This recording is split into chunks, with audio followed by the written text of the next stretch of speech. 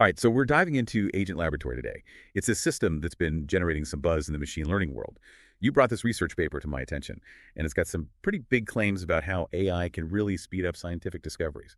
What is it about this that grabbed your interest? Well, the paper goes into how Agent Laboratory basically works like a full-on research assistant. It can handle just about everything, from digging through literature to putting together experiments, writing code, analyzing the results, and even putting together a draft of the research paper itself.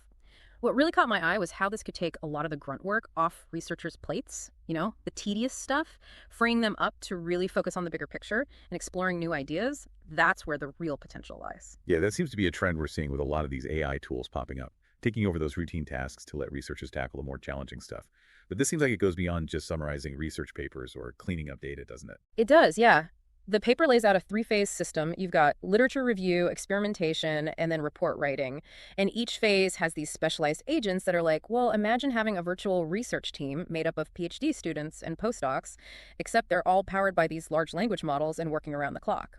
That's a pretty fascinating concept, but it does raise some questions too. The paper talks about how different LLMs are used to power the system, and it sounds like the choice of LLM has a big impact on how good the research actually is. Absolutely. They found that O1 Preview was generally the most useful one overall, but O1 Mini really stood out when it came to designing experiments. GPT-4o, interestingly enough, seemed to fall behind in terms of the overall quality of the research it produced. So it seems even with a framework like Agent Laboratory, the AI models behind it still make a huge difference in how effective the whole thing is. It's a good reminder that these tools are only as good as the AI running them. And it seems like even the best LLMs still have some work to do when it comes to really understanding all the nuances of what makes good scientific research? Oh, for sure. One of the most surprising things they found was that the AI reviewers, built into Agent Laboratory, consistently rated the AI-generated papers much higher than the human reviewers did. This kind of points to a disconnect, maybe, between how the AI is judging its own work and how we humans are looking at the quality and importance of research. That's a key point, and it really gets at one of the biggest challenges in AI research. How do we get AI to use the same standards we do, especially for things that are subjective, like evaluating research? If the AI thinks it's doing groundbreaking work, but the experts aren't impressed, then how do we even measure the success of research that's driven by AI? Yeah, it's a real fundamental challenge. I mean, we're basically trying to teach AI to think like a scientist, right? To grasp all the subtleties of how research is done, why rigorous analysis matters, and what criteria we use to decide if scientific findings are valid and actually make an impact. And this paper seems to say there's still a gap there, like a disconnect between how the AI is evaluating its own work and the standards that we use as human researchers. They actually tested Agent Laboratory on this set of challenges from MLE Bench, which is designed to mimic real-world machine learning tasks, right? Right, and the interesting thing is, while Agent Laboratory managed to come up with technically sound solutions for all those challenges, it didn't always hit on the most efficient or innovative approaches. It's like the AI was content with just solving the problem, but a human researcher would probably be looking for a more elegant solution, something more optimized. So kind of like the difference between a student who just wants to pass the test and one who's really trying to understand the material and push the boundaries of what's known. Exactly. It highlights how important human intuition is, and creativity, critical thinking, all that. Even if AI can automate some of the tasks, you still need that human element to guide the research toward something truly meaningful. And speaking of human guidance, the paper goes into some of the ways researchers can interact with Agent Laboratory. They talk about this co-pilot mode, where the human is more involved in each step of the process. Yeah, co-pilot mode is for when you want to keep a tighter rein on where the research is going. Instead of letting Agent Laboratory run wild, you're giving it feedback, refining those research questions, and tweaking the experimental design as you go. So it's more of a collaboration with the AI as a powerful assistant rather than trying to be the researcher itself. What did they find when they compared this co-pilot mode to letting the AI run on its own? Well, pretty much what you'd expect. Having a human in the loop generally led to better results. Papers from the co-pilot mode got higher ratings from those outside reviewers, which suggests that having that human guidance really did help improve the quality and significance of the research. It sounds like that partnership between human and AI is key to getting the most out of these tools. But even with co-pilot mode, it seems like they still ran into challenges getting the AI to produce what the researcher actually intended. Yeah, some researchers said they felt frustrated when Agent Laboratory just didn't seem to get their vision for the project, almost like there was a communication barrier. The researcher has a clear idea, but struggles to get the AI to understand it well enough to actually carry it out. It's a reminder that we're still figuring out the best way to communicate with these AI systems and really guide them. Still learning to speak each other's language, in a way. But let's not forget the practical side of things. The paper also talks about how computationally expensive and efficient Agent Laboratory is, which matters a lot for researchers working with limited resources. Oh, absolutely. They tested Agent Laboratory with different LLMs and saw a lot of variation in terms of speed and cost. It's interesting, GPT-4o, which wasn't as good in terms of research quality, was actually the fastest and cheapest to run. It could finish the whole research workflow way faster than the other models. So it's a trade-off then.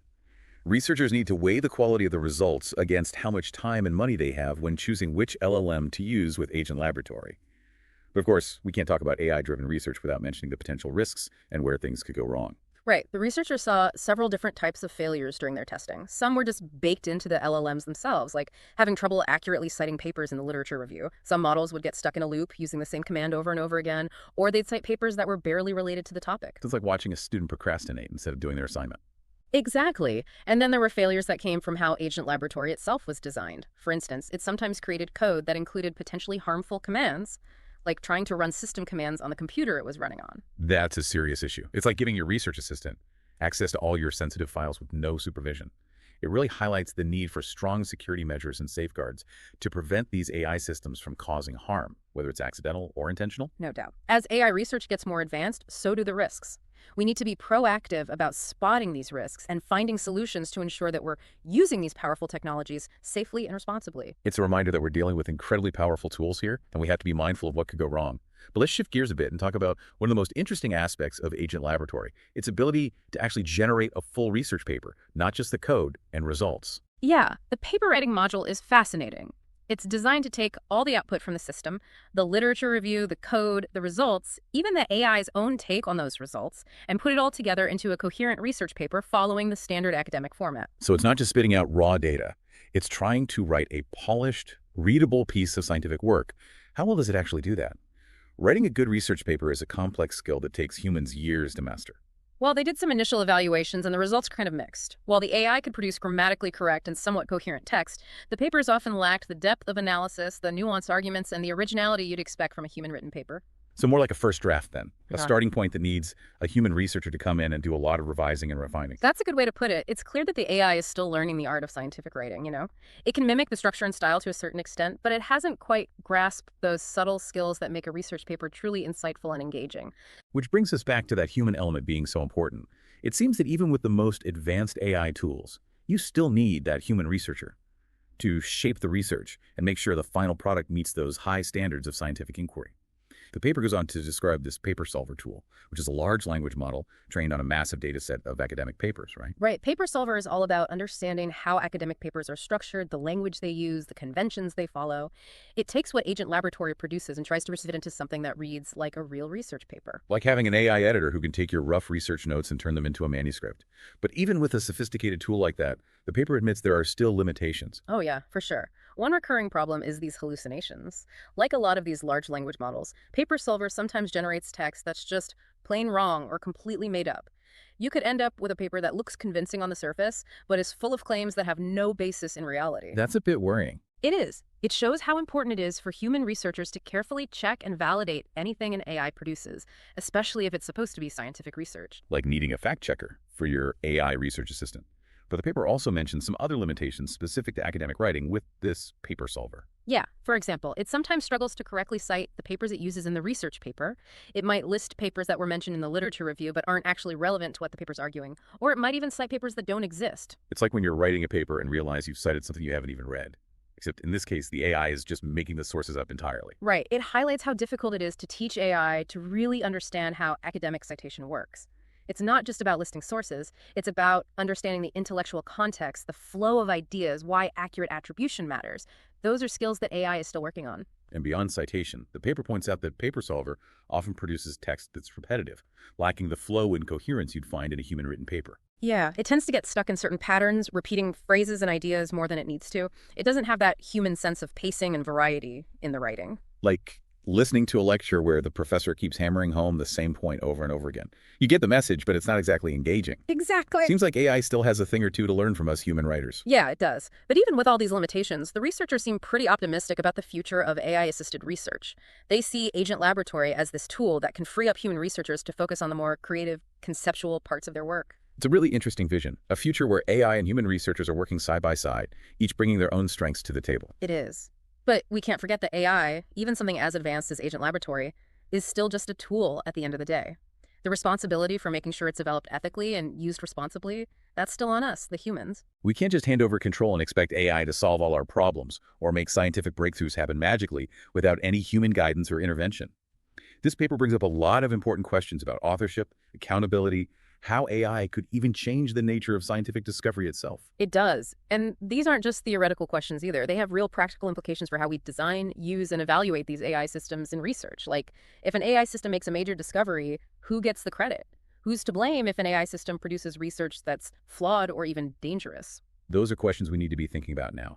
As AI becomes more and more embedded in how we do research, it's not just about building new algorithms and models. It's about making sure we're using these powerful tools in a way that's ethical and responsible. Absolutely. And this conversation needs to involve more than just scientists and engineers. We need ethicists, policymakers, the public, everyone, really. It's going to take a multidisciplinary approach to navigate this complex landscape of AI in research. This paper on Agent Laboratory, it's like a peek into the future of research, a future that's full of incredible potential but also some serious challenges.